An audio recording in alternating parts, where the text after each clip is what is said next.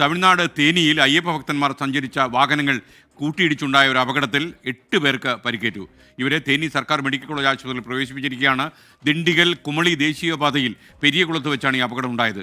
കർണാടകയിൽ നിന്നും ശബരിമലയിലേക്ക് വരുന്ന വഴിയിലാണ് ഈ അപകടം ഉണ്ടായത്. ദർശനത്തിന് ശേഷം ശബരിമലയിലേക്ക് നിന്ന് മടങ്ങുന്നവരും അതേപോലെ ധർമ്മപുരിയിലേക്ക് മടങ്ങിയവരുമാണ് അപകടത്തിൽപ്പെട്ടത്. ഇപ്പോൾ ഈ അപകടത്തിൻ്റെ ദൃശ്യമാണ് പ്രേക്ഷകർ കാണുന്നത്.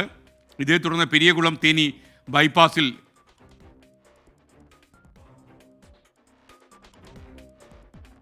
2 മണിക്കൂറോളം ഗതാഗതം തടസ്സപ്പെട്ടു. ഈ പെരിയകുളം തേനി ബൈപ്പാസിൽ എന്ന വിവരം ലഭിക്കുന്നു.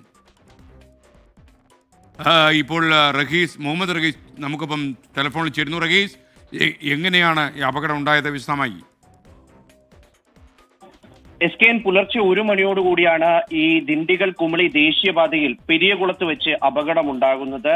ഈ അയ്യപ്പ ഭക്തർ സഞ്ചരിച്ചിരുന്ന 2 വാഹനങ്ങളും കൂട്ടിയിടിക്കുകയായിരുന്നു. സാമാന്യം നല്ല രീതിയിലുള്ള ഒരു അപകടമാണ് ഉണ്ടായത്. കാരണം വലിയ രീതിയിൽ ഉള്ള അപകടം. ഇത്തരത്തിൽ വാഹനത്തിന്റെ മുൻവശം പൂർണ്ണമായും തകരുന്ന തരത്തിൽ, കാറിന്റെയും ഒപ്പം മറ്റു വാഹനത്തിന്റെയും മുൻവശം പൂർണ്ണമായും തകരുന്ന തരത്തിലായിരുന്നു ഒരു അപകടം ഉണ്ടായത്. ശേഷം ഇവരെ പുറത്തെത്തിക്കാനും ഏറെ സമയമെടുത്തു എന്നുള്ളതാണ് ഇപ്പോൾ അവിടെ നിന്ന് ലഭിക്കുന്ന വിവരം. അതായത് തേനിയിലെ അഗ്നിരക്ഷാ സേന എത്തി വാഹനത്തിൽ നിന്നും ഇവരെ പുറത്തെടുക്കുകയായിരുന്നു. ഈ രാത്രി 1 മണി ആയതുകൊണ്ട് തന്നെ അധികം നാട്ടുകാരൊന്നും ഈ പ്രദേശത്തുണ്ടായിരുന്നില്ല. അതുകൊണ്ട് തന്നെ വിവരമറിഞ്ഞ് ഇവർ എത്താനും വൈകിയിട്ടുണ്ട്. നിലവിൽ 8 പേരാണ് തേനി സർക്കാർ മെഡിക്കൽ കോളേജ് ആശുപത്രിയിൽ